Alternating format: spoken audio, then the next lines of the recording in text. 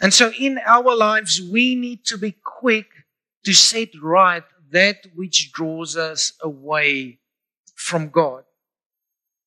And so, what if something that was meant for good starts to draw us away from God?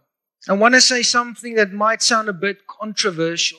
Sometimes an answered prayer becomes the thing that's drawing us away from God. You've prayed for that job, you prayed for that financial breakthrough, you prayed for that thing in your life to change. And it does. God answers.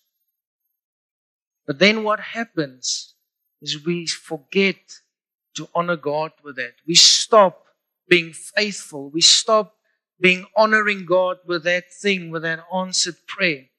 And that very thing becomes the reason, the excuse why we don't come to church, why we don't come to life group, why we don't come to men's and ladies ministries. That thing becomes the comfortable excuse. And so what is it that's drawing you away from God?